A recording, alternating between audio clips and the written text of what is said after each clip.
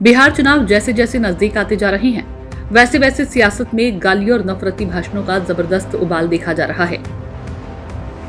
सत्ताच्युत होने के बाद से ही कांग्रेस और उनके सहयोगी दल मोदी के प्रति अपनी अतः नफरत छिपाती नहीं है।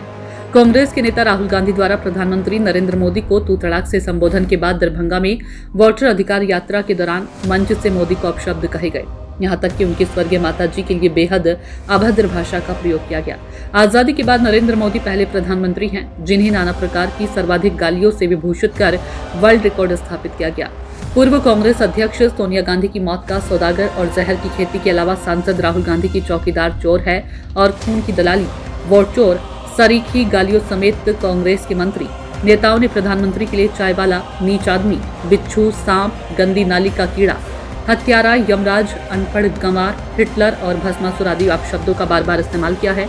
गंगा जमुनी तहजीब से निकले देशवासी नफरत के तूफान में बह रहे हैं। विशेषकर नरेंद्र मोदी के प्रधानमंत्री बनने के बाद घृणा और नफरत के तूफानी बादल गहराने लगे। आज छोटे से लेकर बड़े नेता तक ने जैसे नफरत फैलाने का ठेका ले लिया है। चुनाव के दौरान इसका अधिक उपयोग होने लगा है। हमारे नेताओं के भाषणों, वक्तव्य और ट्विटर जैसे सोशल मीडिया प्लेटफॉर्म पर सुचिता के स्थान पर नफरत, झूठ, अपशब्द, तथ्यों में तोड़ मरोड़ और असंसदीय भाषा का प्रयोग धड़ल्ले से होता देखा जा सकता है। हमारे नेता अब आए दिन सामाजिक संस्कारों और मूल्यों को शर्मसार करते रहते हैं। स्वस्थ आलोचना से लोकतंत्र सशक्त, परंतु नफरत भरे बोल से कमजोर होता है। ये सर्वविदित है। आलोचना का जवाब दिया जा सकता है, मगर नफरत के आरोपों का नहीं।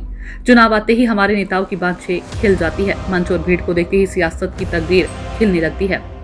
भाषणों में नफरत के तीर चलने लग जाती हैं, बंद जुबानें खुल जाती है, सियासी शत्रुता के गुबार फूटने लगते हैं, नीति और मुद्दों की बातें गौण हो जाती है। अब नफरत पर भी घमासान हो रहा है। देश में इस समय नफरत की बयार बह रही है, जिसे थामने वाला कोई सर्वमान्य व्यक्ति दूर दूर तक नजर नहीं आ रहा।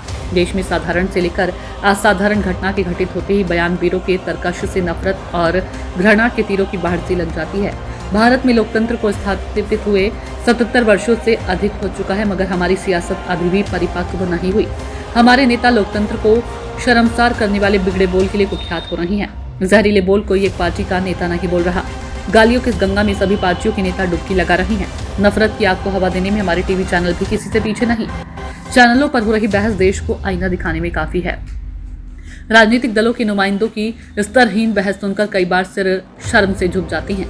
अभिव्यक्ति के नाम पर जहरीले बोल स्वस्थ लोकतंत्र को कमजोर करती हैं।